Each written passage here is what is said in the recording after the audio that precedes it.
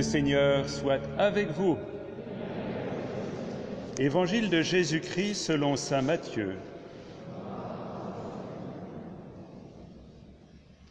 En ce temps-là, Jésus disait à ses disciples, « Si ton frère a commis un péché contre toi, va lui faire des reproches seul à seul. S'il t'écoute, tu as gagné ton frère. S'il ne t'écoute pas, prends-en plus avec toi une ou deux personnes, afin que toute l'affaire soit réglée sur la parole de 2 ou 3 témoins. S'il refuse de les écouter, dis-le à l'assemblée de l'Église. S'il refuse encore d'écouter l'Église, considère-le comme un païen et un publicain. Amen, je vous le dis, tout ce que vous aurez lié sur la terre sera lié dans le ciel, tout ce que vous aurez délié sur la terre sera délié dans le ciel. Et pareillement, Amen, je vous le dis, si 2 d'entre vous sur la terre se mettent d'accord pour demander quoi que ce soit, ils l'obtiendront de mon Père qui est aux cieux. En effet, quand 2 ou 3 sont réunis en mon nom, je suis là, au milieu d'eux. Acclamons la parole de Dieu.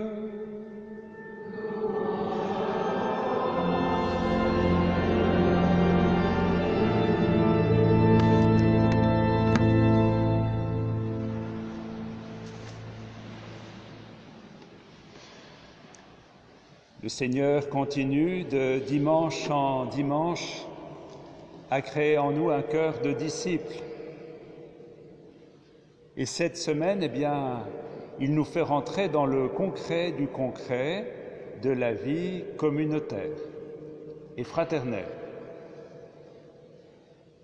Nous sommes invités à travers toutes les lectures d'aujourd'hui, que ce soit Ézéchiel avec ce guetteur, Saint Paul qui nous rappelle que l'essentiel c'est l'amour, et l'Évangile qui nous parle de la manière concrète d'aimer ceux en particulier qui sont les plus fragiles ou les plus exposés dans nos communautés.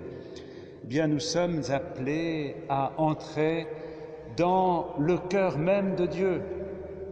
Là, ce n'est pas une leçon de morale qui nous est faite aujourd'hui, mais c'est une initiation au style de Dieu, comme disait Benoît XVI à Cologne pour les jeunes, s'initier au style de Dieu, faire que toute notre vie soit comme transformée par le cœur de Dieu.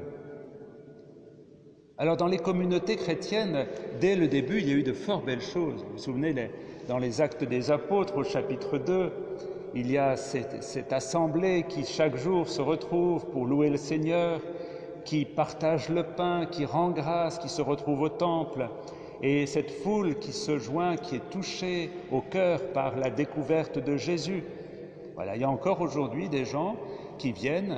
Voilà, hier, quelqu'un est venu me voir en me disant, voilà, je voudrais savoir qui est Jésus. Dans mon pays, on ne m'en a pas parlé, je voudrais savoir qui est Jésus.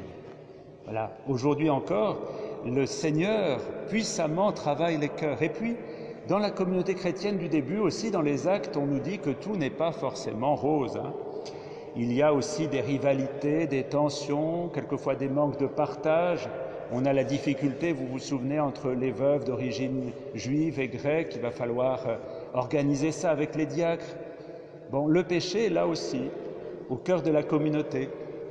Et l'évangile d'aujourd'hui, c'est aussi, Matthieu nous parle de la manière dont on gérait les tensions et dont on abordait les péchés communautaires dans la première communauté, quand il donne ce mode d'emploi sur parler au frère qui est en difficulté, ensuite, si ça ne va pas, se réunir à plusieurs, et puis à toute la communauté. Voilà.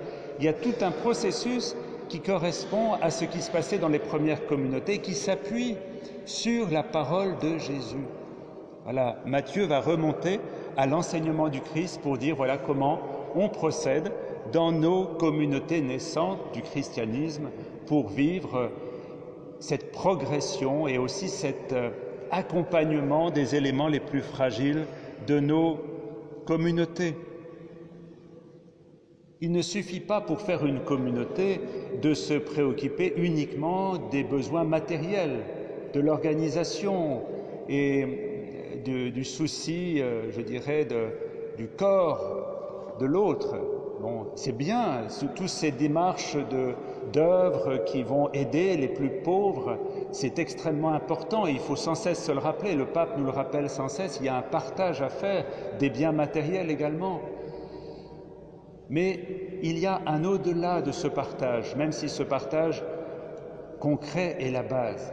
Il y a quelques années, j'étais responsable d'une communauté dans l'Aisne et avec le Secours catholique, nous organisions des retraites, des récollections pour des gens sans domicile.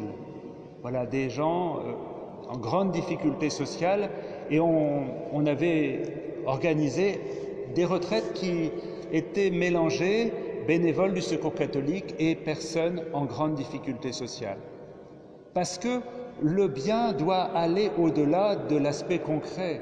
Ce que nous avons à nous partager, c'est le plus profond. Et ce souci que nous avons d'avoir du frère, c'est aussi le souci de son être le plus profond. Or, quand dans nos communautés, nous sentons qu'un frère est en souffrance, en difficulté, ou risque de couper les ponts avec la communauté pour telle ou telle raison, en combat intérieur, nous avons à, je dirais, faire comme le Christ qui invite à lâcher les 99 pour aller à la rencontre de la brebis qui se perd.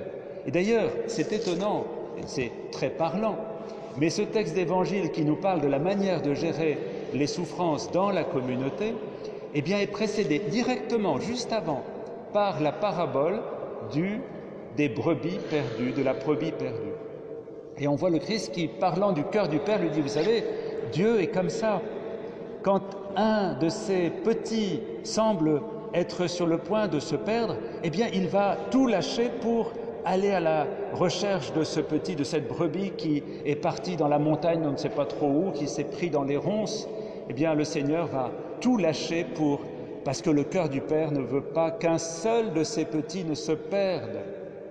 Et vous voyez aujourd'hui ce que le Christ nous dit, puisque cet évangile suit directement cette parabole, eh bien le Christ nous dit, le souci que le Père porte sans cesse du plus petit d'entre les vôtres, eh bien c'est le souci qui doit habiter votre cœur. Nous ne pouvons pas venir à l'Eucharistie uniquement pour nous-mêmes en disant, voilà, je viens, je m'assieds, j'écoute la parole, je vis de l'Eucharistie, et puis ce qui se passe autour de moi, bon.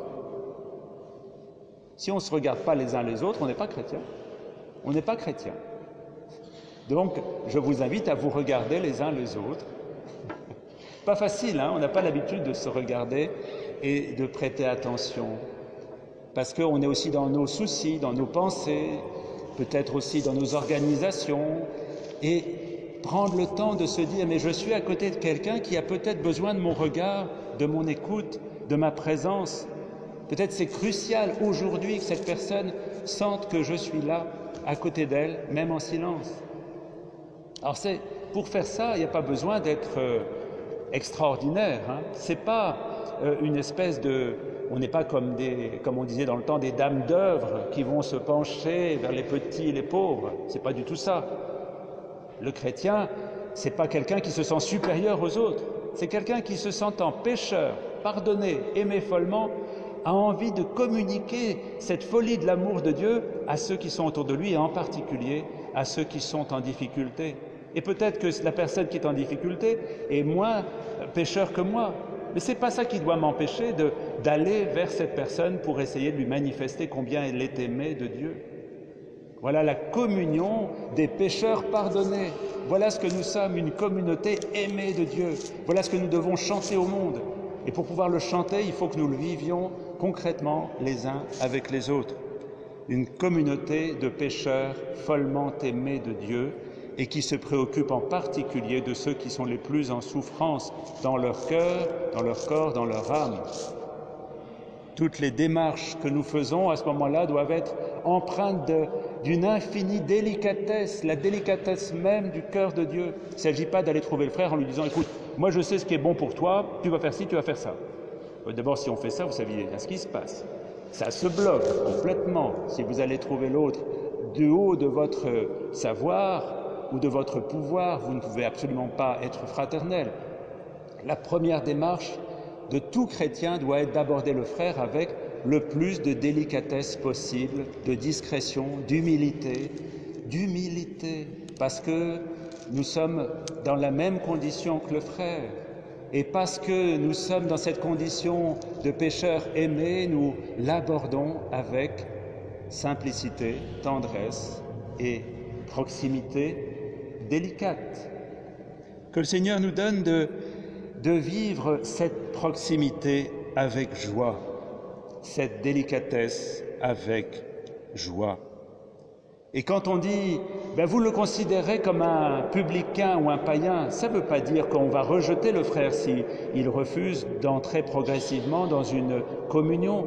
Ça veut dire qu'il va être encore plus choyé par nous, parce que dans l'Évangile, les publicains et les païens, ceux qui sont loin, c'est les préférés de Dieu, vous avez bien vu. Donc quand quelqu'un dans l'Évangile est un publicain et un païen, il est sûr d'avoir la présence du Christ à ses côtés. Donc, rien ne doit arrêter cet amour qui nous habite et qui doit être proche de l'autre. Alors comment faire? Parce que tout ça c'est bien beau, alors comment on va faire? Bien, la première chose à faire pour pouvoir rentrer dans cette dynamique, c'est de savoir que l'amour que nous avons à partager, il nous vient de Dieu, mes chers frères et sœurs. Ce n'est pas avec uniquement notre bonne volonté que ça doit marcher.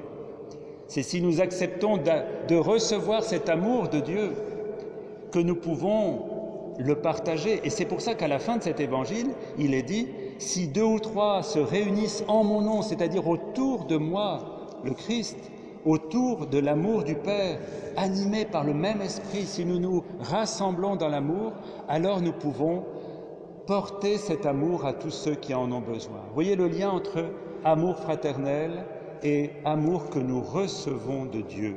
Et nous sommes assurés de la présence de Dieu si nous nous ouvrons à son amour qui va nous donner de rencontrer le frère comme nous avons à le rencontrer. Voilà un des pouvoirs les plus extraordinaires de notre communauté, chers frères et sœurs, c'est de pouvoir, par l'amour de Dieu, réaliser l'unité, un amour qui va unifier les êtres et les personnes entre elles et à l'intérieur d'elles-mêmes. Nous avons ce pouvoir de réaliser cette unité qui vient du cœur de Dieu par l'amour que Dieu met en nous. Eh bien, ne passons pas à côté, ouvrons-nous d'un cœur largement disponible à l'amour de Dieu pour pouvoir aimer nos frères comme le Seigneur attend que nous les aimions.